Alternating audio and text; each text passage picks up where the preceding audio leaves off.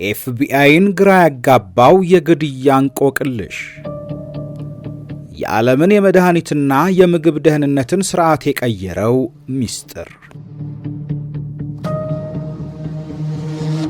በአሜሪካዊቷ የቺካጎ ከተማ የ12 ዓመቷ ታዳጊ ሜሪ ኬለርማን ከእንቅልፏ ስትነቃ ጉንፋን ይዟት ነበረ። ወላጆቿ እንደ ማንኛውም ጊዜ ሁሉ በየቤቱ የሚገኘውንና እጅግ በፈዋሽነቱ የሚታወቀውን ታይሌኖል ኤክስትራ ስትሬንግዝ የተባለ የሕክምና ማስታገሻን ሰጧት። ታዳጊዋ እንክብሉን በውሃ ዋጠችው። ነገር ግን ከጥቂት ደቂቃዎች በኋላ ሜሪ በመታጠቢያ ቤት ውስጥ ወድቃ ተገኘች። ከጠዋቱ 3 ሰዓት ላይ ሕይወቷ ማለፉ ተነገረ። ጊዜው መስከረም 29 1982 ዓመተ ምህረት ነበረ። በዚህ ዕለት በጥቂት ሰዓታት ልዩነት ውስጥ አዳም ጃኑስ የተባለ የ27 ዓመት ወጣት በድንገት በልብ ድካም ሕይወቱ አለፈ።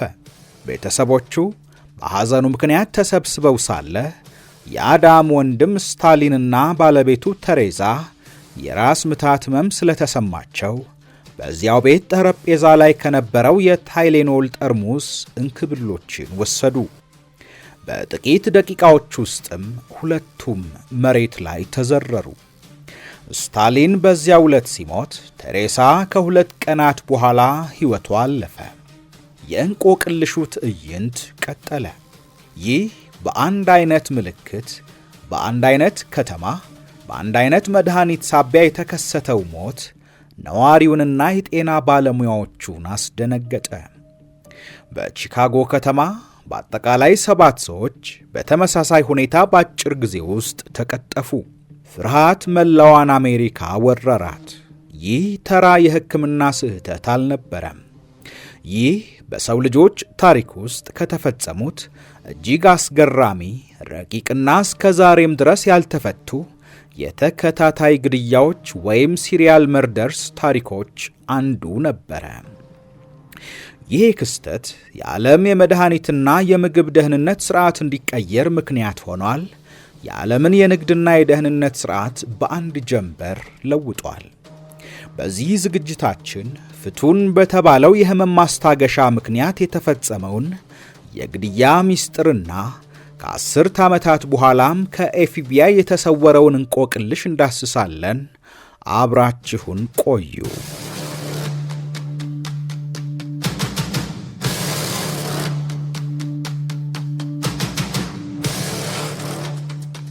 የቺካጎ ፖሊስና የሕክምና መርማሪዎች መጀመሪያ ላይ ግራ ተጋብተው ነበረ። የድንገተኛዎቹ ሞቶች መንስኤ ተላላፊ በሽታ ወይም መርዛማ ጋዝ መስሎም ነበረ። ነገር ግን ድንገተኛውን መቅሰፍት ለመመርመር የተሰየሙት የአደጋ ጊዜ ሠራተኞችና ሐኪሞች በአንድ ነገር ላይ ትኩረት አደረጉ። ሁሉም ሟቾች ከመሞታቸው በፊት ታይሌኖል የተሰኘውን መድኃኒት ወስደው ነበረ። መርማሪዎቹ የሟቾቹን የታይሌኖል ጠርሙስ ሰብስበው ወደ ላብራቶሪ ላኩ። ውጤቱ ሲመጣ ግን የላብራቶሪ ባለሙያዎቹን ጭምር አስደነገጠ። እንክብሎች ውስጥ የተገኘው ተራ ኬሚካል አልነበረም፣ ፖታሲየም ሳይናይድ ነበረ። ፖታሲየም ሳይናይድ በሰው አካል ውስጥ የሚገኙ ሴሎች ኦክሲጅንን እንዳይጠቀሙ በማድረግ ለፈጣን ሞት የሚዳርግ እጅግ አደገኛ መርዝ ነው። አንድ ሰው ይሄንን መርዝ ሲወስድ ሳምባው በኦክሲጅን ቢሞላም እንኳ ሴሎቹ ሊጠቀሙበት ስለማይችሉ የውስጥ መታፈን ይፈጠራል። ታዲያ በእነዚህ የታይሌኖል እንክብሎች ውስጥ የተጨመረው የሳይናይድ መጠን ለአንድ ሰው ከሚያስፈልገው ገዳይ መጠን በላይ እስከ 10 እጥፍ የሚበልጥ ነበረ። እንክብሉን የዋጠ ሰው በደቂቃዎቹ ውስጥ ሕይወቱ ያልፋል። ነገር ግን ትልቁ ጥያቄ እዚህ ላይ ነው። ይህ መርዝ መድኃኒት ውስጥ የገባው የት ነው? በማምረቻ ፋብሪካው ወይስ በስርጭት መስመር ላይ የሚለው እንቆቅልሽ ነው። መርማሪዎቹ በጥብቅ ፈተሹ። ገዳዮቹ እንክብሎች የመጡት ከሁለት የተለያየ ክፍለ ሀገር ፋብሪካዎች ነበረ። አንደኛው ከፔንሲልቫኒያ፣ ሁለተኛው ደግሞ በቴክሳስ ከሚገኙ ፋብሪካዎች። ይህ ማለት መርዙ በማምረቻው ሂደት ላይ አልገባም ማለት ነው። ይሄ ከሆነ ደግሞ እውነታው ይበልጥ አስፈሪ ይሆናል። አንድ ሰው መድኃኒቶቹ ለሽያጭ ከቀረቡ በኋላ ከተለያዩ መደብሮች ገዝቶ በጥንቃቄ ክዳኑን ከፍቶ እንክብሎቹን በሳይናይድ ሞልቶ መልሶ መደርደሪያዎቹ ላይ አስቀምጧቸዋል ማለት ነው። ይህ ማለት ገዳዩ በቺካጎ ጎዳናዎች ላይ እየተዘዋወረ የትኛውንም መደበኛ ዜጋ ኢላማ አድርጎ በሕይወት ቁማር እየተጫወተ እንደነበር ማሳያ ነው። ዜናው በአሜሪካን ሕዝብ ዘንድ ከፍተኛ መደናገጥን ፈጠረ። በወቅቱ ታይሌኖል በአሜሪካ የህመም ማስታገሻ ገበያ ላይ 37 በመቶ ድርሻ ነበረው። በዓመት በሚሊዮኖች የሚሸጥ ግዙፍ ምርት ነበረ። ሕዝቡ በመድኃኒቶች ላይ ያለው መተማመን በእጅጉ አሽቆለቆለ። ያድነኛል ብሎ የገዛውን መድኃኒት ይገለኛል ብሎ ፈራ። በሕዝቡ ላይ ስጋትም ነገሰ። የቺካጎ ፖሊስ በየጎዳናው በድምፅ ማጉያ እየተዘዋወረ ሕዝቡ ታይሌኖል እንዳይወስድ ያስጠነቅቅ ጀመረ። ሆስፒታሎች በሺዎች በሚቆጠሩ ተመርዘናል ብለው በሚያስቡና ፍርሃት በዋጣቸው ዜጎች ተጥለቀለቁ። ከዚህ በኋላ ነው እንግዲህ የታይሌኖል አምራች የሆነው ጆንሰን ኤንድ ጆንሰን ኩባንያ ታሪካዊ የተባለውን ውሳኔ ያሳለፈው። ኩባንያው ከሕዝብ ደህንነት ይልቅ ትርፍን ያስቀድማል የሚለውን የዘመናችንን የድርጅቶች ባህሪ እየሰበረ እርምጃ ወሰደ።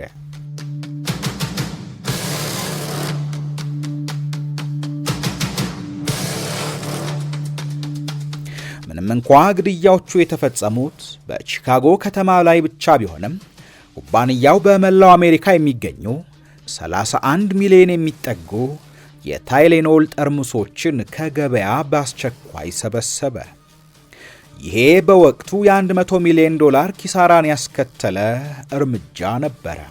በተጨማሪም ኩባንያው ተጠርጣሪውን ግለሰብ ለጠቆመ የ$100,000 ሽልማት ወይም ጉርሻ ስጦታን አቀረበ። ነገር ግን ገዳዩ አልተገኘም። ይልቁንም ለኩባንያው አንድ ደብዳቤ ደረሰው። ግድያዎቹ ከተፈጸሙ ከጥቂት ቀናት በኋላ ጆንሰን ኤንድ ጆንሰን ኩባንያ አንድ በእጅ የተጻፈ ደብዳቤ ደረሰው። ደብዳቤው እንዲህ ይላል: ግድያዎቹ እንዲቆሙ ከተፈለገ $1 ሚሊዮን በሚስጥር ባንክ አካውንት ውስጥ ገቢ አድርጉ። ኤፍቢአይ ወዲያውኑ የደብዳቤውን ባለቤት አደነ። ደብዳቤውን የጻፈው ሰው ጄምስ ሉዊስ የተባለ ግለሰብ ነበረ። ሉዊስ ብልህ ነገር ግን የአእምሮ እክል ያለበትና ከዚህ ቀደምም በሌሎች ወንጀሎች የተጠረጠረ ሰው ነበረ። ፖሊስ ሉዊስን በቁጥጥር ስር አዋለው። ይሁን እንጂ አንድ ትልቅ ችግር ተፈጠረ። ጄምስ ሉዊስ ደብዳቤውን መጻፉን አመነ። ነገር ግን ግድያዎቹ በተፈጸሙበት ወቅት እሱና ባለቤቱ በኒውዮርክ ከተማ ይኖሩ እንደነበርና ወደ ቺካጎ ጨርሰው እንዳልመጡ የሚያሳዩ የባንክና የቤት ኪራይ ሰነዶችን አቀረበ። ሉዊስ ግድያዎቹ የፈጠሩትን ብሔራዊ ድንጋጤ ተጠቅሞ ኩባንያውን ለማጭበርበር የሞከረ ጥገኛ ወንጀለኛ እንጂ እውነተኛው ገዳይ እንዳልሆነ ተረጋገጠ። እሱም በማጭበርበር ወንጀል የ13 ዓመት እስራት ተፈረደበት። ቀጥሎም ኤፍቢአይ ፊቱን ወደ ሌላ ተጠርጣሪ አዞረ። ሮጀር አርኖልድ የተባለ የቺካጎ መጋዘን ሰራተኛ በምርመራው ቀለበት ውስጥ ገባ። አርኖልድ በቁጥጥር ስር የዋለው በቤት ውስጥ ሳይናይድና መርዝ እንዴት እንደሚቀመም የሚያሳዩ መጽሐፍት ተገኝተው ስለነበረ ነው። እሱም ቢሆን ግን ከግድያዎቹ ጋር በቀጥታ የሚያገናኘው ምንም አይነት የጣት አሻራም ሆነ የዲኤንኤ ማስረጃ አልተገኘበትም። በዚህ ምክንያት አርኖልድ በነጻ ተለቀቀ። ነገር ግን በደረሰበት የስነ ልቦና ጫና ምክንያት በኋላ ላይ ሌላ ሰውን በስህተት ገድሎ ወደ እስር ቤት አምርቷል። እውነተኛው ገዳይ ግን አሁንም በነጻነት በቺካጎ ጎዳናዎች ላይ እየተዘዋወረ ነበረ። የከተማዋን ነዋሪዎች ሕይወት እየታዘበ የፈጠረውን ትርምስ በቴሌቪዥን እየተከታተለ እየተሳለቀም ሊሆን ይችላል። ይህ በቺካጎ የተፈጸመው ተከታታይ ግድያ ተፈላጊው ወንጀለኛን ማግኘት ፈታኝ ቢሆንም የሰው ልጅ የታሸጉ መድኃኒቶችንና ምርቶችን የደህንነትና የአስተሻሸግ ሥርዓት ላይ ዘላቂ ለውጥን ማምጣቱ ይነገራል። እስከ 1982 ዓመተ ምህረት ድረስ አብዛኛዎቹ የቫይታሚን የመድኃኒትና የምግብ ምርቶች ጠርሙሶች ተራ የላስቲክ ክዳን ብቻ ነበራቸው። ማንኛውም ሰው ወደ መደብር ውስጥ ገብቶ ክዳኑን ከፍቶ መልሶ ቢዘጋው ማንም ሊያውቅ አይችልም ነበረ። የጆንሰን ኤንድ ጆንሰን ኩባንያ ከዚህ ቀውስ ለመውጣት አዲስ የደህንነት ሥርዓትን ፈጠረ። ቴምፐር ኤቪደንት ፓኬጂንግ የተባለውን አዲስ የአስተሻሸግና የምርቶች ደህንነት ጥበቃ ሥርዓትን አስተዋወቀ።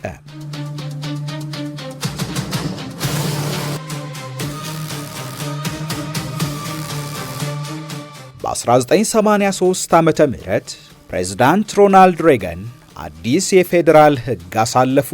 በዚህ መሠረት የማንኛውንም ምርቶች ማሸጊያ ማበላሸት ወይም መርዝን ጨምሮ በምርቶች ውስጥ ባዕድ ነገሮችን መጨመር ከባድ የፌዴራል ወንጀል ተደርጎ እንዲቆጠር ተወሰነ።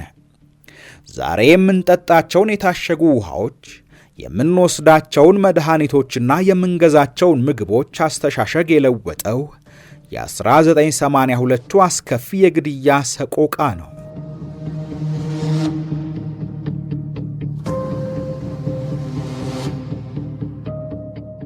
ዓመታት አለፉ፣ 10 ዓመታትም ተቆጠሩ። ኤፍቢአይ በ2000ዎቹና በ2010 መጀመሪያ ዓመታት ላይ አዳዲስ የፎረንሲክ ቴክኖሎጂዎችን በመጠቀም ፋይሉን በድጋሚ አንቀሳቀሰው። የድሮዎቹን የታይሌኖል ጠርሙሶችና እንክብሎች እጅግ በረቀቀ የዲኤንኤ ምርመራ ፈተሸ። በ2023 ዋነኛው ተጠርጣሪ ጄምስ ሉዊስ በተፈጥሮ ሞት ሕይወቱ አለፈ። እስከ ዕለተ ሞቱ ድረስ ግን እሱ እውነተኛው ገዳይ እንዳልሆነ ሲከራከር ነበረ። እስከ ዛሬዋ ቀን ድረስ ይሄ ወንጀል የተፈጸመበት ምስጢር ሙሉ በሙሉ አልተፈታም። 7ቱን ንጹሐን ዜጎች ያለምንም ምክንያት የገደለው ያ ስውር ሰው አንድም የጣት አሻራ አንድም የዲኤንኤ ቅሪት ሳያስቀምጥ እንደ ጥላ ተኖ ጠፋ። የታይሌኖሉ ገዳይ ማንነቱ ባይታወቅም የጣለው ጠባሳ ግን አሁንም ከኛ ጋር አለ። በየቀኑ የምንከፍተው እያንዳንዱ የታሸገ ክዳን፣ የምንቀደው እያንዳንዱ የመድኃኒት ማሸጊያ ያኔ በቺካጎ በሰከንዶች ውስጥ ሕይወታቸውን ላጡት 7 ንጹሐን ዜጎች እና ዱካው እስከ ዛሬ ዕለት ድረስ ላልተገኘው ያ የሞት መልእክተኛ ዘላለማዊ ማስታወሻዎች ናቸው። አበቃን።